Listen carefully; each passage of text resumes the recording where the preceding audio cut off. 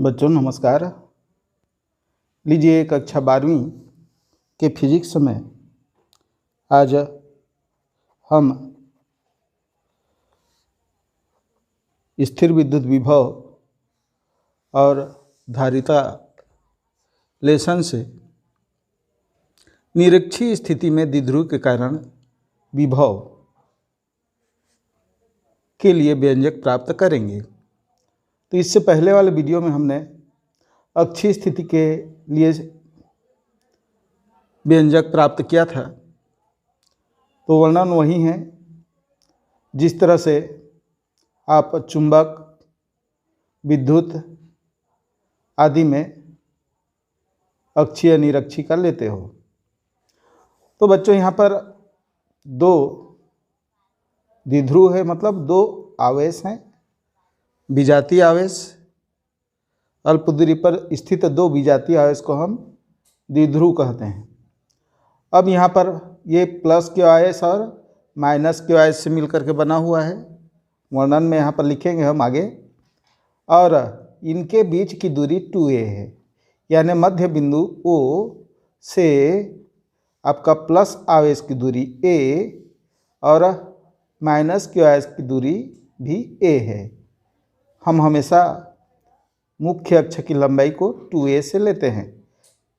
अब यहाँ से निरक्ष में आप देखोगे या अनुप्रस्थ स्थिति, अनुप्रस्थ यानी लंबाई के लंबवत, यहाँ पर कोई बिंदु P है, इसके मध्य बिंदु के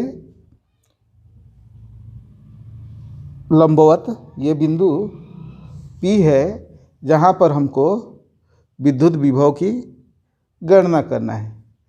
अब यहाँ हम देखेंगे कि इसको आप प्लस के आवेश से और माइनस के आवेश से मिला दीजिए। अब बच्चों यहाँ पर ये जो P बिंदु है, प्लस के आवेश से और माइनस के आवेश से, चूँकि इसके मध्य बिंदु से हम लंब रेखा पर कोई बिंदु चुने हैं, तो ये दूरी क्या होगा, बराबर होगा, समान होगा। और माना इसके मध्य बिंदु से इसकी दूरी r है, P की दूरी क्या है, r है। तब हम यहाँ पर जो है P पर विभव की गणना करेंगे। इसको आप थ्योरिकल भाग में इन सब वर्णन को लिखोगे। तो बच्चों मैं यहाँ पर जो आपका थ्योरिकल भाग है इसको लिख दिया हूँ। इसी तरह से आपको भी लिखना है। माना ए भी एक विद्युत द्विध्रुव है जो प्लस के आवेश और माइनस के आवेश से मिलकर के बना है, और इसके बीच में जो माध्यम है वो के पराविद्युतांक का कोई माध्यम है, उस पर ये दोनों आवेश रखे हुए हैं, तथा दोनों ध्रुवों के बीच की दूरी ये यहाँ से यहाँ तक की दूरी 2a है।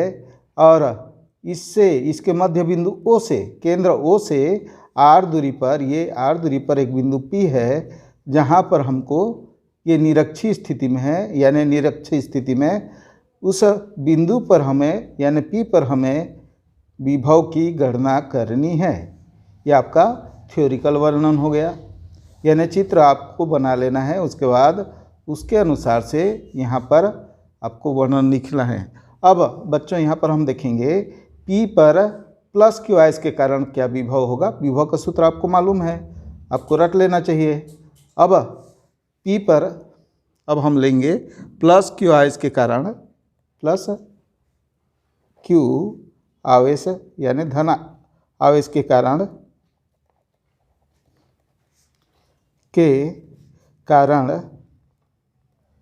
P पर विभव।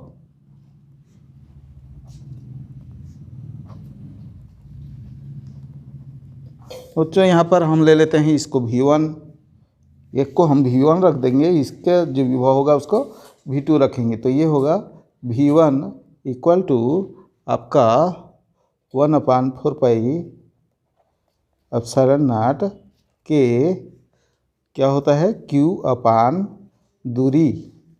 दूरी क्या है यहाँ पर AP, इस दूरी को यहाँ पर रखोगे, यानी Q अपान AP। अब इसी तरह से इस माइनस Q आवेश के कारण P पर विभव, ये जो धन आवेश के कारण विभव है, धन है, यानी धनात्मक विभव है, और ऋण आवेश के कारण आपका विभव जो होगा ऋणात्मक विभव होगा। अब हम यहाँ पर लिखते हैं माइनस क्यू आवेश के कारण P पर विभव।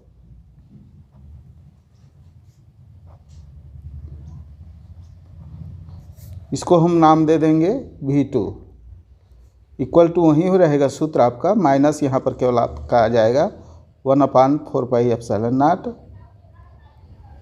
ये जो है सूत्र आपको रट लेना है, माइनस क्यू अपान ये के यहाँ पर परविद्युतांक माध्यम AP यहाँ पर आया था, यहाँ पर क्या होगा, ये दूरी इस ध्रुव से यानी ऋण आवेश से इसकी दूरी BP है या PB, चाहे आप जो भी लिखो BP, यहाँ पर इसकी दूरी BP है। अब बच्चों यहाँ पर चूंकि ये अदिश राशि है विभव, इसलिए इनका योग ही हम करेंगे, जबकि आप जो है कुल विद्युत और चुंबक में अक्षीय निरक्षीय में अलग अलग तरीके से निकालते थे।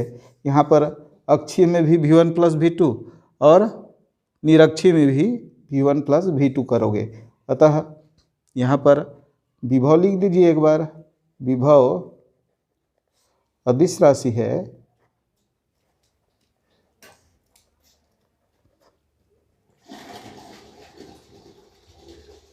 अतः P पर परिणामी विभव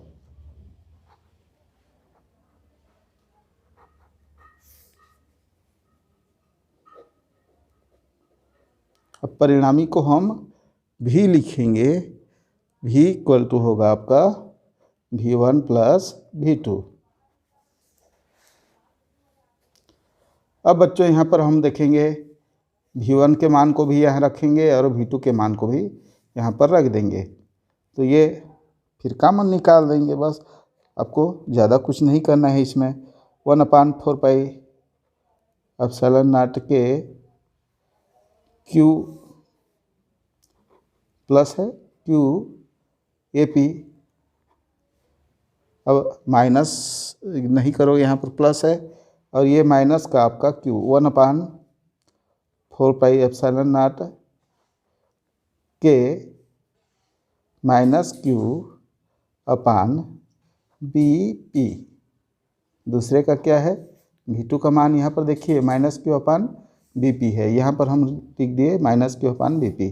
अब ये जो कॉमन है उनको बाहर निकाल दीजिए, Q दोनों में है, इनको बाहर निकाल दीजिए, माइनस यहाँ पर छोड़ देना, गुणांक हमेशा क्या होता है 1 होता है, तो यहाँ पर -1 बच जाएगा। तो ये हो जाएगा आपका Q 4πε0 के दोनों में है, ये हो जाएगा 4πε0 के Q ऊपर से बाहर निकल गया है, क्या बच गया आपके पास 1/AP, 1/AP। और यहाँ पर क्या बच गया, अब ये माइनस Q से यहाँ गुणा है 1, तो ये क्या होगा माइनस हो जाएगा, -1/BP। अब बच्चों इसको हमें घटाना है, घटाएंगे तो यहाँ पर आप ध्यान देंगे, पहले से हम बोल दिए हैं कि ये इसके मध्य बिंदु से जो है लंब रेखा पर कोई बिंदु P है, तो ये जो दूरी होगी ये दोनों AP बराबर क्या होगा BP होगा, AP की दूरी BP की दूरी के बराबर होगा, चाहे जहाँ पर भी आप बिंदु को चुनेंगे, क्योंकि ये तो दोनों में कॉमन है। ध्यान दीजिए ये दोनों में कॉमन है, और ये चूंकि मध्य बिंदु है दोनों का, तो ये भुजाएँ भी बराबर हैं, दो भुजाएँ बराबर हैं तो तीसरी भुजा भी बराबर होगी। सर्वसम्मति समता की आपका जो है प्रमेय से ये आप सिद्ध कर सकते हैं। यहाँ पर हम ले लेंगे ये 1/Q/4πε0 के, अब इसमें AP बराबर BP लिए तो हमारा ये क्या हो जाएगा 1/AP कर दिए माइनस 1/AP, AP किसी को चेंज कर देना आप, AP में बदल दो, चाहे BP में बदल दो। तो ये इसके बराबर क्या हो गया आपका 0 हो जाएगा।